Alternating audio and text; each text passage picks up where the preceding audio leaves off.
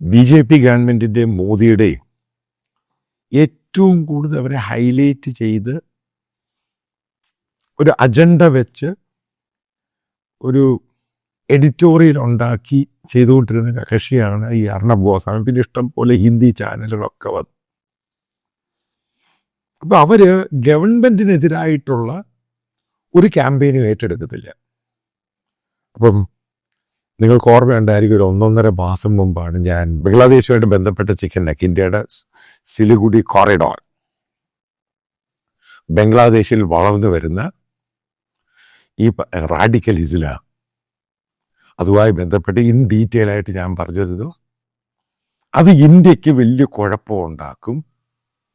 അതായത് Indo Pakistan border പോലല്ല, അതിനേക്കാളും ഒരു 1000 ഇരട്ടി സെൻസിറ്റീവാണ് ഇഷ്യൂ. കാരണം ഇന്ത്യയുടെ 7 സിസ്റ്റേഴ്സ് സ്റ്റേറ്റ്, അവിടെ പോകാനുള്ള ബുദ്ധിമുട്ടുണ്ടാകും എന്നൊക്കെ പറഞ്ഞു കഴിഞ്ഞപ്പോൾ ഇപ്പം നോക്കുക, കഴിഞ്ഞ 2 ദിവസം 3 ദിവസം ഇന്നലെ അർണബ് ഗോസ്വാമിയുടെ റിപ്പബ്ലിക് ചാനൽ ഡയറക്റ്റ് BJP ഗവൺമെന്റിനെ അറ്റാക്ക് ചെയ്യുക. എന്തുകൊണ്ട് BJP ഇതിനെപ്പറ്റി മിണ്ടുന്നില്ല? അവർ ചോദിക്കുകയാണ്. ആലോചിക്കുക, BJPയുടെയാണ് മുഖ്യമന്ത്രി ആസാമിൽ. അദ്ദേഹം ഈ പറയുന്ന റിപ്പബ്ലിക്കിന്റെ ആസാമീസ് ചാനലിൽ കൊടുത്ത ഇന്റർവ്യൂവിൽ പറയുകയാണ്, ശ്രദ്ധിച്ച് കേൾക്കുക ഇത്, 2030 ആസാമിലെ 40% മുസ്ലിങ്ങൾ, അതായത് ബംഗ്ലാദേശിൽ നിന്ന് വന്നവർ വരും. പിന്നീട് ആസാം സ്റ്റേറ്റ് അവർ പിടിച്ചെടുക്കും ഇലക്ഷനിൽ കൂടെ തന്നെ. അദ്ദേഹം ആ പറഞ്ഞതിനേക്കാളും വളരെ സീരിയസ് ആയിട്ടുള്ള ഇഷ്യൂ ഉണ്ട്. ഈ ചിക്കൻ കോറിഡോർ ഉണ്ട്, 22 കിലോമീറ്റർ, അതായത് ബംഗ്ലാദേശാണ് ഇപ്പുറത്ത്. അതിൻ്റെ ചുറ്റുവട്ടം മുഴുവനും ഏകദേശം 4.5 ലക്ഷം പേര് അതുമായിട്ട് ബന്ധപ്പെട്ട് ഇങ്ങനെ കിടക്കുന്ന കോറിഡോറുമായിട്ടോ ആ പ്രദേശം മുഴുവൻ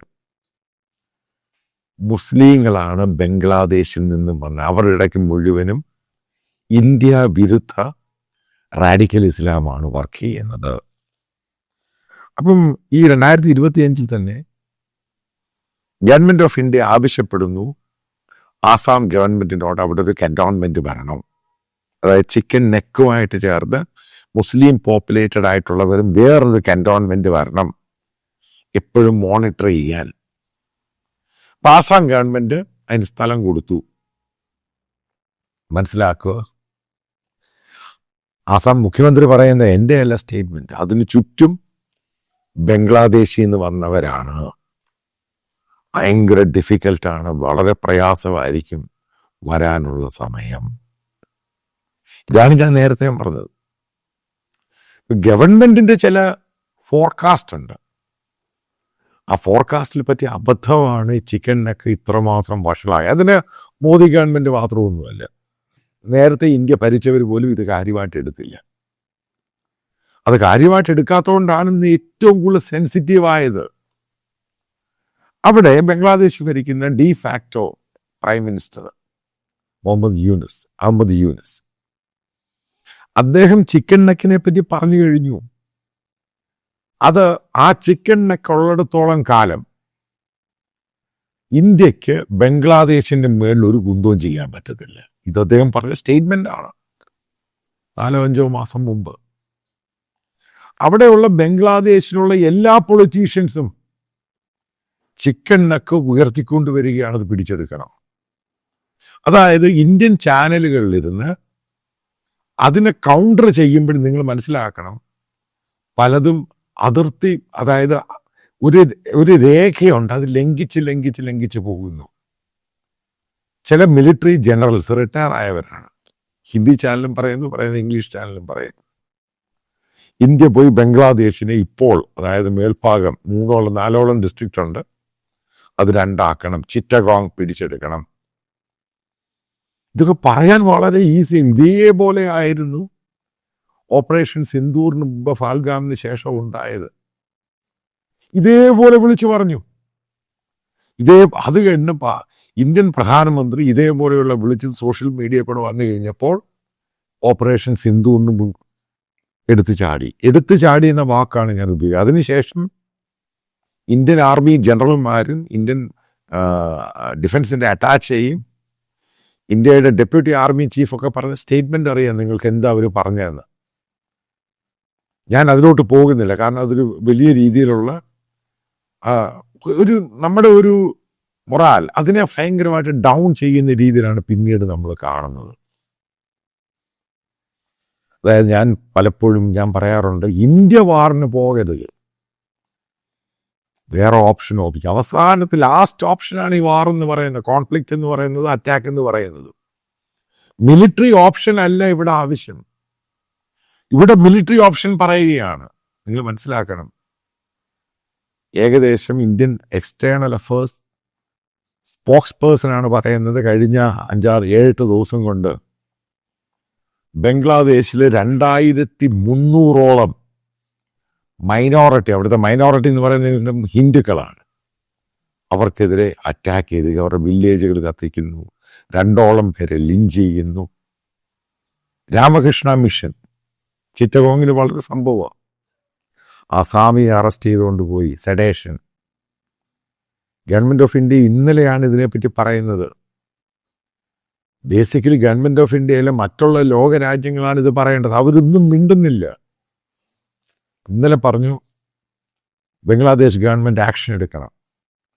ഇവിടെയുള്ള ചാനൽ പറയുന്ന അവിടെയുള്ള ഹിന്ദുക്കളെ എല്ലാം ഇങ്ങോട്ട് കൊണ്ടുവരാൻ. വളരെ സിമ്പിളായിട്ടാണ് പറയുന്നത്, ഹിന്ദുക്കളെ കൊണ്ടുപോയി മുസ്ലിങ്ങളെ അങ്ങോട്ട് കൊണ്ടുപോകാം. സിമ്പിളായിട്ട് ദിവസം അങ്ങ് വാർ ചെയ്യുക. ഇതൊന്നും അല്ല ഇതിൻ്റെ അകത്തെ പോംവഴി. അതായത് പുതിയൊരു പ്രൈം മിനിസ്റ്റർ അവിടെ ഉണ്ടാകും ഉറപ്പായിട്ട്, കാരണം February 26 ഇലക്ഷനാണ്. താരിഖ് റഹ്മാൻ, അതായത് BNPയുടെ കാളിദാസിയുടെ മകൻ തിരിച്ചു വന്നു. ആദ്യം നിങ്ങൾ മനസ്സിലാക്കേണ്ട ഇത് പ്രധാനപ്പെട്ട പോയിന്റ്, ഷെയ്ഖ് ഹസീനയെ പുറത്താക്കിയത് അമേരിക്കൻ ഡീപ് സ്റ്റേറ്റ് ആണ്. അമേരിക്കയുമായിട്ട് യോജിച്ചു പോകുന്നില്ല, അതിൻ്റെ പേരിലാണ് അവരെ പുറത്താക്കുന്നത്. ഈ പറയുന്ന സംഭവത്തിനകത്തൊക്കെ പുറകിൽ അമേരിക്ക പാകിസ്ഥാനെ വെച്ചും റാഡിക്കൽ ഇസ്ലാമിനെ വെച്ചും കളിച്ചു. അത് അങ്ങനെയാണ് അവിടെ കലാപം ഉണ്ടാവുന്നത്. അത് റിയാലിറ്റി മനസ്സിലാക്കുക. ഇത്രയും 17 വർഷം എക്സൈലായിട്ട് കിടന്ന താരിഖ് റഹ്മാൻ ബ്രിട്ടനിൽ, അയാളെ പണ്ട് മുതലേ പറയുന്ന അമേരിക്കൻ ചാരനാണെന്ന്. അയാൾ സ്മൂത്തായിട്ട് ബംഗ്ലാദേശിൽ വന്നു. ഏകദേശം 4ഓളം ലക്ഷം പേരാണ് അയാളുടെ പൊളിറ്റിക്കൽ റാലിയിൽ പങ്കെടുത്തത്. അതായത് മനസ്സിലാക്കേണ്ട അടുത്ത പോയത്, ഇന്ത്യയുടെ അംബാസഡറാണ് സെർജിയോ ഗോൺ. അയാൾ ഈ പറയുന്ന സൗത്ത് ഈസ്റ്റ് ഏഷ്യയിലെ ഇന്ത്യ, പാകിസ്ഥാൻ, അഫ്ഗാനിസ്ഥാൻ, ബംഗ്ലാദേശ് ഇവിടുത്തെ സ്പെഷ്യൽ എൻവോയ് കൂടിയാണ്. ഇയാൾ 15 പ്രാവശ്യമാണ് ഇയാൾ ഈ പറയുന്ന മുഹമ്മദ് യൂനിസിനെ കാണാൻ ധാക്കയിൽ പോയിരിക്കുന്നത്. വന്ന ശേഷം 15ഓളം ദിവസം അയാൾ അവിടെ ആയിരുന്നു, അന്ന് ഇയാളെ കൊണ്ടുവരാൻ വേണ്ടി. ഇതാണ് അമേരിക്കൻ ഗെയിം, അമേരിക്കയുടെ താല്പര്യമാണ്. അതിനുവേണ്ടിയാണ് ഈ അയാളെ കൊണ്ടുവന്നതും അയാളെ അവിടെ ഇൻസ്റ്റാൾ ചെയ്യാൻ പോകുന്നത്. അയാളാണെങ്കിലോ 100% ആൻറ്റി ഇന്ത്യനാണ്. മുജീബ് റഹ്മാനും ഷെയ്ഖ് ഹസീനയും ഒക്കെ പറയുന്നത് ഇന്ത്യയുമായിട്ടും ബന്ധപ്പെട്ട് പോയി ഒരു പ്രോ ഇന്ത്യൻ ആറ്റിറ്റ്യൂഡാണ്. പക്ഷെ അവർ കൂടുതൽ കടന്ന കയ്യിൽ ചിന്തിച്ച് 15 വർഷം അവിടെ അലമ്പാക്കി കഴിഞ്ഞ് അവസാന വർഷങ്ങൾ അലമ്പാക്കിയപ്പോഴാണ് ഈ പ്രശ്നം ഉണ്ടാകുന്നത്. ഇപ്പം അവിടെ താരിഖ് റഹ്മാൻ വരുന്നു. അയാളാണെങ്കിൽ പൂർണ്ണമായിട്ടും ഇന്ത്യക്കെതിരെയാണ്. അയാളെ അവിടുത്തെ പ്രധാനമന്ത്രി ആയിക്കഴിഞ്ഞാൽ സ്ഥിതി ഇതിനേക്കാളും മോശമാകും. ആ സമയത്ത് ഇന്ത്യയിലെ റിട്ടയർഡ് ജനറൽമാർ ഇപ്പം പോയി വാർ ചെയ്യണം, അത് ചെയ്യണം എന്നൊക്കെ പറയുമ്പോൾ നിങ്ങൾ മനസ്സിലാക്കുക, മോദി ഗവൺമെൻറ്റിനെ കംപ്ലീറ്റ് ആയിട്ട് പ്രഷറിൽ കൊണ്ടിടുവാണ് ഈ സംഭവം. ഇന്ത്യയിലെ മറ്റുള്ള റൈറ്റ് വിങ് ആയിട്ടുള്ള RSSും സംഘപരിവാറും അവരൊക്കെ പറയുന്നത് ഇപ്പം പോയി യുദ്ധം ചെയ്യണം, ഇപ്പോഴും യുദ്ധം ചെയ്യണം.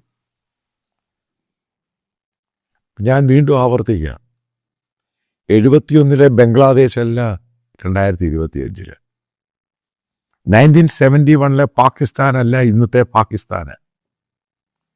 1971 ഇന്ത്യ അല്ല ഇന്നത്തെ ഇന്ത്യ. ഇന്ത്യ വളരെയധികം മാറി. എക്കോണമിയിലാണെങ്കിലും ലൈഫ് സ്റ്റൈലിലാണെങ്കിലും പുരോഗതിയിലാണെങ്കിലും എല്ലാത്തിലും മാറി. ആ ഇന്ത്യയുടെ ചുറ്റുമുള്ള രാജ്യങ്ങളെ നിങ്ങൾ നോക്കുക. ഒന്ന് പാകിസ്ഥാനുമായിട്ട് കഴിഞ്ഞു, നേരത്തെ അതിന് മുമ്പ് ചൈനയുമായിട്ട് കഴിഞ്ഞു, അടുത്ത ഇനിയും ബംഗ്ലാദേശുമായിട്ട്. ഈ പറയുന്ന ശത്രുക്കളെല്ലാം കൂടി ഒരുമിച്ച് അങ്ങ് കൂടും. ഈ ചിക്കൻ നെക്കിന്റെ പ്രാധാന്യം പറയാം. അവിടുന്ന് 135 കിലോമീറ്ററുള്ള ചോബാ വാലി എന്ന് പറയുന്ന ചൈന, അവിടെ ചൈനയുടെ വലിയ ആർമിയും കന്റോൺമെന്റും ഉണ്ട്. അവർക്ക് ഇത് വേണം, ഈ സംഭവം. അവര് അരുണാചൽ പ്രദേശ് പിടിക്കാൻ നടക്കുകയാണ് ചൈന. ഇവിടെ ഒരു ഇഷ്യൂ ഉണ്ടാക്കി ആ സ്പോട്ടിൽ നിങ്ങൾ ശ്രദ്ധിച്ചോണം, ചൈന അരുണാചൽ പ്രദേശ് പിടിച്ചെടുക്കും. അതിന് നടക്കുക. കാരണം ചിക്കനൊക്കെ അടച്ചു കഴിഞ്ഞാൽ പിന്നെ നോർത്ത് ഈസ്റ്റിലോട്ടുള്ള പോക്ക് പോയി, അങ്ങോട്ട് പിന്നെ വാഹനമാർഗം പോകാൻ പറ്റത്തില്ല. അത് പിടിക്കുക എന്ന് പറയുന്നത് നിങ്ങൾ പറയുന്നത് വലിയ സംഭവമൊന്നുമല്ല. കാരണം ഞാൻ പോയി ഇത് കണ്ടിട്ടുണ്ട് ഈ സംഭവം. ഇന്ത്യൻ ആംഡ് ഫോഴ്സും ഇന്ത്യൻ ആർമിയും ഒക്കെ വളരെ കരുതലായിട്ട് ഇങ്ങനെ ഇരിക്കുകയാണ് അവിടെ.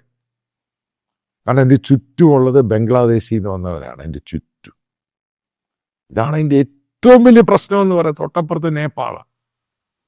വലിയ വ്യത്യാസമില്ല. ആ ചിക്കനൊക്കെ ആ പാകം മാത്രമേ ഉള്ളൂ ഇന്ത്യയുടെ. അത് പിടിച്ചെടുത്ത് ഈ പറയുന്ന ബംഗ്ലാദേശും പിടിച്ചെടുക്കുക. ഇതൊക്കെ പറയുമ്പോൾ പിന്നെ അവിടെയും പ്രശ്നം ഉണ്ടാകും. അതായത് രണ്ട് രാജ്യത്തെയും ജനങ്ങൾ തമ്മിൽ ഒരു ലോഹ്യം, അതാണ് ബേസിക്കലി ഡിപ്ലോമസി എന്ന് പറയുന്നത്. അത് ഭയങ്കരമായിട്ട് അകന്നു. അതാണ് ഈ ബംഗ്ലാദേശിൽ ഇത്രമാത്രം ഏകദേശം 1.5 കോടിയോളം ഹിന്ദുക്കളുണ്ട്. അവരെ അവിടെ ജീവിക്കാൻ സമ്മതിക്കുന്നില്ല. അതാണ് ഇത്രയും പ്രശ്നം ഉണ്ടായിരിക്കുന്നത്. ദിവസവും പ്രശ്നമാണ് അവിടെ. ഇത് പറയാൻ പോകുന്നത് ഞാൻ അതിലോട്ടല്ല. ചിക്കൻ നെക്ക് എന്ന് പറയുന്നത് ഇഷ്യൂ തന്നെയാണ്. ഏതായാലും അതും എടുത്ത് അവർ ഇന്ത്യൻ മീഡിയ മോദി ഗവൺമെന്റിനെതിരെ അറ്റാക്ക് സ്റ്റാർട്ട് ചെയ്തു. ഇതിങ്ങനെ ക്യാമ്പയിനായിട്ട് പോകും, മറ്റുള്ള മീഡിയ എടുക്കും. ഇതിനകത്ത് ഞാൻ ഉദ്ദേശിക്കുന്നത്, ഈ മീഡിയ ഇങ്ങനെയുള്ള ക്യാമ്പയിനും മോദിയെയും ഗവൺമെന്റിനെയും ഇങ്ങനെ ടാർണിഷ് ചെയ്യുമ്പോൾ ഗവൺമെന്റ് വല്ലാത്ത പ്രഷറിലങ്ങാവും, വല്ലാത്ത പ്രഷറിലാകും. കാരണം ഇന്ത്യയിലെ ഭൂരിഭാഗം കമ്മ്യൂണിറ്റിയായ ഹിന്ദു കമ്മ്യൂണിറ്റി അവർ ആവശ്യപ്പെടുകയാണ്. അവരുടെ ആൾക്കാരെ റെപ്രസെൻറ്റേറ്റീവ് ഇങ്ങനെ പല ചാനലിൽ കൂടെ പറയുകയാണ്, ഇപ്പോൾ പോയി പിടിച്ചെടുക്കുക എന്ന് പറയുന്നത്. ഇവർ പറയുന്നത് നമ്മൾ ഈ മാർക്കറ്റിൽ പോകുന്ന പോലെയാണ് ഇത് ഉദ്ദേശിച്ചിരിക്കുന്നത്. ഞാൻ പറഞ്ഞു, പഴയതല്ല ഈ രാജ്യങ്ങളൊക്കെ. പണ്ടൊന്നും ഈ ബംഗ്ലാദേശിൽ ഇത്രമാത്രം റാഡിക്കൽ ഇസ്ലാം ഇല്ലായിരുന്നു. ഇന്ന് ബംഗ്ലാദേശിൽ റാഡിക്കൽ ഇസ്ലാമും സക്കീർ നായിക്കിന്റെ ആൾക്കാരും വളരെയധികം കൂടുതലാണ്. അവർ ശരിക്കും ഓപ്പറേറ്റ് ചെയ്യുന്നുണ്ട്. അതിന് ഭയങ്കരമായിട്ട് പാകിസ്ഥാന്റെ സപ്പോർട്ടും ഉണ്ട്, ചൈനയുടെ സപ്പോർട്ടും ഉണ്ട്. അറിയാൻ സാധിച്ചതിന് ചൈന പോലും അവിടെ താൽക്കാലിക ബേസ് ഇന്ത്യൻ ബോർഡറിൽ ഇട്ടിട്ടുണ്ടെന്നാണ്. കൺഫേംഡ് അല്ല, പക്ഷേ പല ആൾക്കാരും പറഞ്ഞ് ചൈനീസ് ആക്ടിവിറ്റി ഉണ്ട് ഈ ചിക്കനൊക്കെ ആയിട്ട് ബന്ധപ്പെട്ട ഭാഗത്ത്. കാരണം ചൈനീസ് വെപ്പൺസ് ആണ് ബംഗ്ലാദേശ് ഏറ്റവും കൂടുതൽ ഉപയോഗിക്കുന്നത്. ഒരു കാര്യം ഞാൻ പറയാം കൃത്യമായിട്ട്, ഈ ചിക്കനൊക്കെ നമ്മൾ പിടിച്ചെടുക്കാൻ ഡിപ്ലോമാറ്റിക്കലി അല്ലാതെ നമ്മൾ പെട്ടെന്ന് പിടിച്ചെടുക്കാൻ പോയി അവിടെ ഒരു പ്രൊവോക്കേഷനും വാറിൻ്റെ രീതിയിൽ ഉണ്ടാവുകയാണെങ്കിൽ 100% നിങ്ങൾ ധരിച്ചോണം ചൈന ഇടപെടും. കാരണം ഇത് മനസ്സിലാക്കും, ചൈനയുടെ മറ്റൊരു പ്രോക്സിയാണ് ബംഗ്ലാദേശ്. അവർ പാകിസ്ഥാനെ വെച്ച് ഓപ്പറേറ്റ് ചെയ്യുകയാണ്. ചൈനയുടെ പ്രോക്സി തന്നെയാണ് പാകിസ്ഥാൻ. അതായത് നമ്മൾ സ്വർഗത്തിലുമല്ല നരകത്തിലുമല്ല, എന്ത് ചെയ്യണം. ഈ ഒരു സന്ദർഭത്തിലാണ് ഏറ്റവും പ്രധാനപ്പെട്ട ഒരു പോയിന്റ് എന്ന് പറയുന്നത്, ഈ ഒരു സന്ദർഭത്തിൽ നമ്മളെ പിന്തുണയ്ക്കാൻ അമേരിക്കയും യൂറോപ്യൻ രാജ്യങ്ങളൊക്കെ ഉണ്ടായിരുന്നു. അമേരിക്കൻ പിടി 2 വരട്ടെ തീരാവുന്ന സംഭവമേ ഉള്ളൂ. പക്ഷെ ഇന്നത്തെ ഇന്ത്യയുമായിട്ടുള്ള ബന്ധം മോശമായതിൻ്റെ പേരിൽ അമേരിക്ക ഈ കാര്യത്തിൽ ഇടപെടുകയില്ല. അല്ലെങ്കിൽ അമേരിക്കൻ പ്രസിഡന്റ് ഒരു ട്വീറ്റ് ചെയ്താൽ മതി, ഇന്ത്യൻസ് അവിടെ സെക്യൂർഡ് ആയിരിക്കണം, ഇന്ത്യൻ ഹിന്ദുക്കൾ സെക്യൂർഡ് ആകണം, ഒറ്റ ട്വീറ്റ് ചെയ്താൽ മതി, ഈ പ്രശ്നമൊക്കെ മാറും. അല്ലെങ്കിൽ അമേരിക്ക ഇടപെടുമെന്നൊക്കെ പറഞ്ഞാൽ മതി. ഇടപെടണം എന്നൊന്നുമില്ല, ഇടപെടുത്ത് പറഞ്ഞാൽ മതി. ഉറപ്പായിട്ടും ഇന്ത്യൻ ഡെലിഗേറ്റ്സും ഇന്ത്യൻ ഡിപ്ലോമാറ്റ്സും പല ആവർത്തി അമേരിക്കയോട് ഈ കഴിഞ്ഞ ദിവസങ്ങളിലൊക്കെ പറഞ്ഞു, അമേരിക്ക കംപ്ലീറ്റ് ന്യൂട്രലാണ്, അത് നിങ്ങൾ തമ്മിലുള്ള ഇഷ്യൂ ആണ്, നിങ്ങൾ തമ്മിൽ തീർത്തോണം.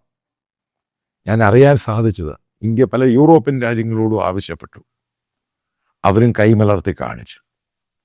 അപ്പം എന്താണ് നമുക്ക് പറ്റിയ അബദ്ധം? നമ്മൾ ഈ പറയുന്ന സംഘ് പരിവാറും ഈ TV ചാനലിലെ ആങ്കേഴ്സും പറയുന്നത് ഇപ്പൊ പോയി പിടിച്ചെടുക്കുക. നിങ്ങൾ ആരെങ്കിലും ധരിക്കുന്നുണ്ട് ഇപ്പൊ പോയി പിടിച്ചെടുത്ത ആ ഒരു സാഹചര്യത്തിൽ ആസാം മുഖ്യമന്ത്രിയുടെ സ്റ്റേറ്റ്മെന്റ് കൂടെ നോക്കുക. അവിടെ സിമ്പിൾ അല്ല കാര്യങ്ങൾ. അവിടെ ഏറ്റവും കൂടുതൽ ബംഗ്ലാദേശി മുസ്ലിം ആണ്. അവർ വിശ്വസിക്കുന്ന ശരിയ ലോയിലാണ്. ശരിയായിക്കകത്ത് ഇസ്ലാമിക രാജ്യങ്ങൾക്കെതിരെ യുദ്ധം ചെയ്യരുത്, അവരെ ഇൻവൈറ്റ് ചെയ്യണം. അയാൾ ഓപ്പൺ ആയിട്ടല്ലേ പറയുന്നത്. ഇപ്പോൾ ബംഗ്ലാദേശ് വേണമെന്ന് വെച്ച് കഴിഞ്ഞാൽ അവരെ ഇൻവൈറ്റ് ചെയ്യും. അവിടെ താമസിക്കുന്ന ബംഗ്ലാദേശികൾ, അതായത് മനസ്സിലാക്കുക, നമ്മുടെ ട്രെയിൻ സർവീസ് പോലും 3 മണിക്കൂർ 4 മണിക്കൂർ മുടങ്ങിപ്പോയി കഴിഞ്ഞ ഇടയ്ക്ക് 4-5 ദിവസം മുമ്പ്. അതായത് ബ്ലോക്കായിപ്പോയി. അതേപോലെ NH-12 ഏകദേശം ഒരു ദിവസം മുഴുവനും ബ്ലോക്കായിപ്പോയി. ഇതൊന്നും പുറത്തു വരുന്നില്ല. ബ്ലോക്കാക്കി കളഞ്ഞു. കാരണം അവർ കാണിച്ചു കൊടുക്കുകയാണ് അവർക്ക് ചെയ്യാൻ പറ്റും. അവിടെയുള്ള ബംഗ്ലാദേശികളായിട്ട് സെറ്റിൽ 1971 മുതലുണ്ട്, അതിന് മുമ്പ് വന്നവരുണ്ട്.